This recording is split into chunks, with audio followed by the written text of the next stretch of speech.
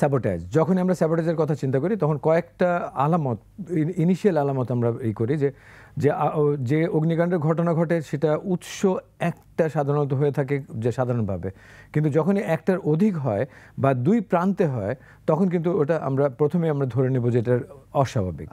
তার সাথে অতি দ্রুততার সাথে যখন অগ্নিকাণ্ড প্রসার পায়, ছড়িয়ে যায়, তখন যদি সেখানে কেমিক্যাল না থাকে তাহলেও আমাদেরকে একটু যে জিনিসগুলো অ্যাবনর্মাল, তা সেহেতু আমাদেরকে চিন্তা করতে হবে সেটা কেন হলো।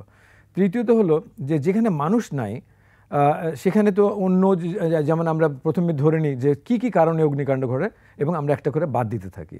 যেমন মানুষ যদি না থাকে তাহলে সিগারেট ওখানে নিশ্চয়ই ছিল না, ওখানে মশার কয়েল ছিল না, ওইখানে ওই গরম করার জন্য হিটার ছিল না, তার মানে এগুলো বাদ যাচ্ছে। তাহলে থাকছে কি? থাকছে কোনো অস্বাভাবিক কিছু কিনা।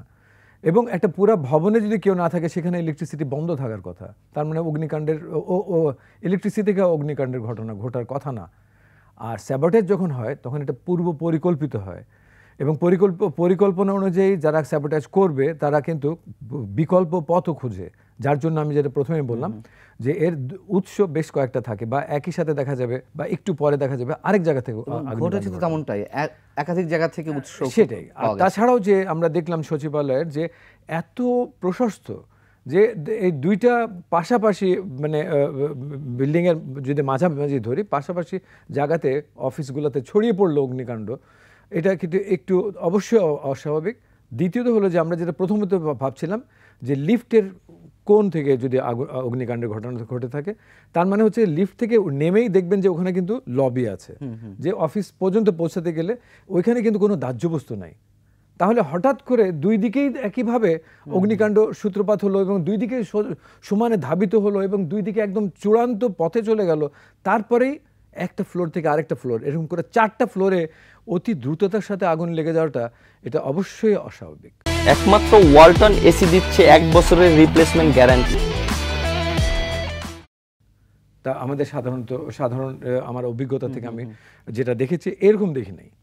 তা এটার সাথে যেটা হতে পারে যে অস্বাভাবিক হতে হলে, যেমন কাগজ পোড়ার যেরকম জিনিস, যে এটা কিন্তু ওরকম ধাবিত হবে না যদি কেমিক্যাল না থাকে। আচ্ছা। কিংবা ইলেকট্রিক্যাল কানেকশনগুলো এরকম থাকতে হবে যে ইলেকট্রিসিটি দিয়ে পার হয়ে গেল। তো এরকম হতো না, কারণ আমরা তো সচিবালয়ে তো আমরা জানি যে এক একটা কক্ষে কীরকম করে থাকে, একটা কক্ষ থেকে আরেকটা কক্ষ পার হতে গেলেও সেখানে একটা বিরতি লাগে। তাই সেই এই পুরো জিনিসটা যে তাছাড়াও যেটা হলো যে যদি স্যাবোটেজ হয় তাহলে একটা মোটিভ লাগবে।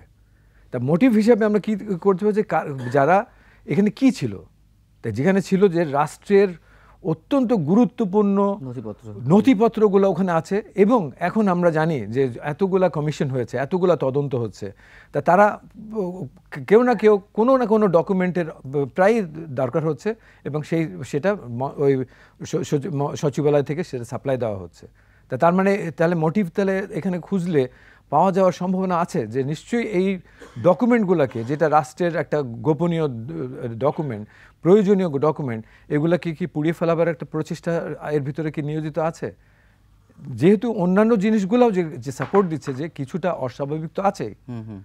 তা এগুলাকে যখন যেটা উচ্চ একটা ইনকোয়ারি টিম হয়েছে, তারা প্রথমে আমার থাকবে, অবজারভেশন থাকবে যে তারা প্রথমেই স্যাবোটেজকে মাথায় নিয়েই কিন্তু নামা দরকার। এই জন্যই তাহলে হবে কি যে এক্সক্লুড করতে পারবে, তাহলে অন্য দিকে যাবে না, তারা আগে এগুলোকে ধর্তব্যে নেবে এবং বাদ দিতে দিতে যদি দেখে যে না অন্য জিনিস পাওয়া যাচ্ছে, যে ওখানে মানুষ ছিল বা এখানে আরও জিনিস হলো যে মানুষ যদি থাকে, তাহলে হচ্ছে কি যে সচিবালয়ের একটা তো বিল্ডিং না, এটা কি পয়েন্ট ইনস্টলেশন মানে হচ্ছে পুরা সচিবালয়, তার মানে সবগুলা বিল্ডিং মিলিয়ে একটা কেপিআই।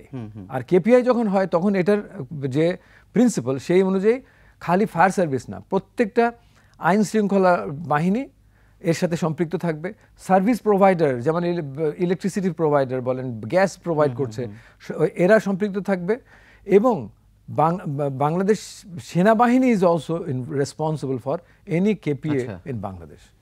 তাহলে হবে কি যে অল্টারনেটিভ, যে কারণ হলো যে এটা আক্রান্ত হওয়া মানে হচ্ছে দেশের বিরাট একটা সম্পদ আক্রান্ত হয়েছে, তখন দেশের সর্বাত্মক যে কেউ ফেল করলে তখন ন্যাচারালি তখন সেনাবাহিনীকেও ডাকা হয় এটার জন্য, এবং তাদের জন্য যেটা হলো যে পরিকল্পনা থাকে, একটা সেফটি প্ল্যান থাকবে, এই সেফটি প্ল্যানের আবার অল্টারনেটিভ প্ল্যান থাকে, এবং কেউ ব্যর্থ হলে তখন আরেকজন এসে যে ওটা পরিস্থাপন করবেন। তাই এই পরিকল্পনাগুলা আমাদেরকে আবারও খুঁটিয়ে দেখতে হবে যে পরিকল্পনাগুলা কিভাবে করা হয়েছিল, এবং তাদের প্রত্যেকটা কম্পোনেন্টের জন্য এক একটা দল নির্ধারিত থাকে যে এই ভবনটার জন্য কারা ছিল।